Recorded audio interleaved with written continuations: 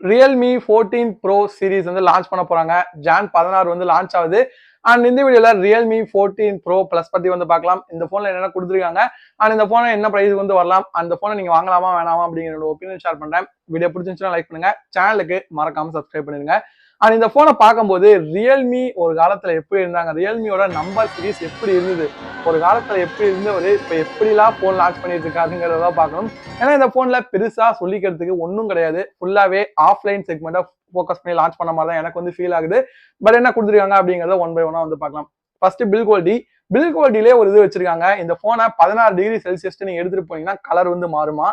அந்த டெம்பரேச்சர் இங்க இருக்க போறதும் இல்ல. அண்ட் இது வந்து அவங்க பெரியப்பா கம்பெனில இருந்து அப்படியே இன்ஸ்பயர் பண்ணிருக்காங்க. அதாவது நல்லா தெரியுது, விவோல பாத்துருப்போம்ல, அங்க வந்து ஏஜி ஃப்ளோரைட் கிளாஸ் யூஸ் பண்ணி வெயில்ல பட்டா கலர் மாறும் அப்படின்னு சொல்லி விவோ ஃபர்ஸ்ட் டைம் எடுத்திருந்தாங்க V23ல. அதுக்கப்புறம் அவங்களே கொஞ்சம் மாத்திட்டாங்க. இப்ப லான்ச் ஆகிற V40 சீரிஸ்ல எல்லாம் கொஞ்சம் கொஞ்சமா மாத்திட்டு வந்துட்டு இருக்காங்க. பட் அதை இன்ஸ்பயர் பண்ணி அப்படியே உல்டாவா இப்போ வந்து Realme 14 சீரிஸ்ல எடுத்துருக்காங்க. பட் கண்டிப்பா இதை நம்ம செக் பண்ணி பாக்குறதுங்க கஷ்டம் தான். வேணா எங்கேயாவது ரொம்ப கூலிங்கான பிளேஸ்ல வச்சா தெரியும் நான் நினைக்கிறேன். பட் இதெல்லாம் வந்து ஜஸ்ட் ஒரு அட்வர்டைஸ்மெண்ட்காக தான் வந்து பண்றாங்க. பட் மெட்டீரியல்ஸ் வந்து அந்த அளவுக்கு பிரீமியமா கிடையாது. பிளாஸ்டிக் தான் வந்து கொடுத்துருக்காங்க. விவோல கிளாஸ் இருக்கும், பட் இங்க வந்து பிளாஸ்டிக் தான், சைட்ஸும் பிளாஸ்டிக் தான். ஸோ அதனாலதான் வெயிட் திக்னஸ் இந்த 6000 mAh பேட்டரி கொடுத்து வெயிட் கம்மியா கொடுத்துருக்காங்க. 200 கிராமுக்கு கீழே வந்திருக்கு. 7.25 mm திக்னஸ் இருக்கு. நல்லா ஸ்லிம்மான போன் தான். கர்வ் டிஸ்பிளே மாதிரி வந்து இருக்க போது.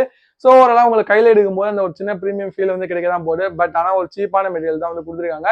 இன்னும் கொஞ்சம் பில்டு ஃபோக்கஸ் பண்ணிக்கலாம் எனக்கு ஃபீல் ஆகுது. ஏன்னா ரியல்மியோட 12 Pro Plus இருக்கட்டும், 13 Pro Plus இருக்கட்டும், ஒரு நல்ல லெதர் பேக்கோட கொடுத்துருந்தாங்க. பட் அது இங்க வந்து கிடையாது. தேவையில்லாம வந்து இந்த கலர் சேஞ்சிங் இந்த மாதிரிலாம் போயிட்டு இந்த மாதிரி வந்து பண்ணிருக்காங்க. உங்க ஒப்பீனியன் என்ன அப்படிங்கிறத கமெண்ட்ல லீவ் பண்ணுங்க. நெக்ஸ்ட் இந்த போனோட டிஸ்பிளே நல்லா பண்ணிருக்காங்க. 6.8 inch ஒரு பெரிய டிஸ்பிளே, 1.5K ரெசல்யூஷன் இருக்கு. AMOLED பேனல் தான் வந்து கொடுத்துருக்காங்க. ஸோ ஓரளவு உங்களுக்கு அந்த பெசல்ஸ்மே அவ்வளவு கம்மியா தான் வந்திருக்கு. ஒரு நல்ல வியூவிங் எக்ஸ்பீரியன்ஸ் வந்து கிடைக்கும். அண்ட் ஸ்டீரியோ ஸ்பீக்கர்ஸும் கொடுத்துருவாங்க. ஸோ ஓரளவு மல்டிமீடியா பொறுத்த வரைக்கும் இங்க பெரிய பஞ்சாயத்து கிடையாது. ரொம்பவே வந்து நல்லா பண்ணிருக்காங்க. ஒரு நல்ல டிஸ்பிளே கூட வந்து சொல்லலாம். நெக்ஸ்ட் முக்கியமா இதுல யூஸ் பண்ணிருக்க பர்ஃபார்மன்ஸ் தான்.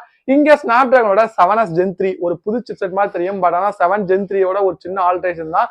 இந்த ரியல்மி, ரெட்மி இவங்கலாம் தான் நம்பர்ல பேரை மாத்தி லான்ச் பண்றாங்கன்னா ஸ்னாப் டிராகன் அதுக்கு மேல இருப்பாங்க. இந்த 7 சீரிஸ்ல எவ்வளவு சிப்செட் லான்ச் பண்ணிருக்காங்க, 7 Gen 3, 7S Gen 2, எது பர்ஃபார்மன்ஸ் அதிகமா இருக்குங்கிறதே நம்ம கண்டுபிடிக்கிறது ரொம்ப கஷ்டமா இருக்கு. இந்த ஸ்னாப் டிராகன் 7S Gen 3யும் கிட்டத்தட்ட 7 Gen 3 மாதிரி தான் ஒரு சின்ன வித்தியாசம் வந்திருக்க போது.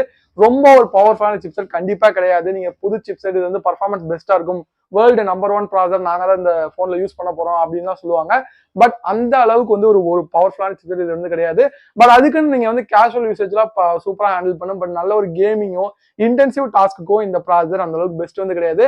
அண்ட் ரியல்மியோட அந்த ஒரு ஸ்டாண்டர்டுக்குமே இது ஒரு நல்ல ப்ராசஸர் கிடையாதுன்னு நான் வந்து சொல்லுவேன். உங்களுக்கு என்ன தோணுது அப்படிங்கிறத கமெண்ட்ல லீவ் பண்ணுங்க. Next camera.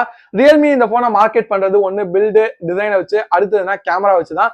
கேமரான்னு பார்க்கும்போது பின்பக்கமா 50 மெகா பிக்சல் பிரைமரி சென்சர், இது ஒரு சோனி சென்சர் தான்.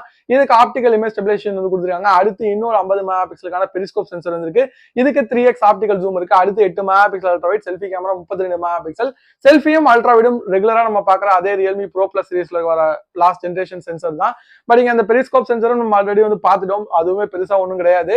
ஸோ நார்மலா இந்த போனால 120x இருந்து உங்களால் ஜூம் எடுத்துக்க முடியும். அந்த 3xல ஆப்டிகல் போட்டோஸ் வந்து எடுத்துக்க முடியும். போட்டோ குவாலிட்டி எல்லாமே ஓரளவுக்கு நல்லா தான் வந்திருக்கும். பட் இதை ஒன்ன வச்சுதான் இந்த போனை மார்க்கெட் பண்ணிட்டு இருக்காங்க. 4K 30 fps நீங்க ரியல் செல்ஃபி ரெண்டுத்துலயுமே வந்து ரெக்கார்ட் பண்ணலாம். இந்த செக்மெண்ட்ல இது ஒரு பெஸ்ட் கேமரா போனா கேட்டீங்கன்னா ஓரளவுக்கு ஒரு நல்ல போன் தான். ஒரு நல்ல ஒரு டிஃப்ரெண்ட் ஆஸ்பெக்ட் வந்து கொடுக்குது. பட் மோட்டோலையுமே டெலஃபோட்டோ இருக்க போன்ஸ்லாம் வந்து இருக்குது. பட் ஆனாலுமே இது ஒரு நல்ல கேமரா போன் தான். ரொம்ப மோசமான போன் சொல்லிட முடியாது. கேமரா வைஸ்ல ஓரளவு நல்லா தான் வந்திருக்கு.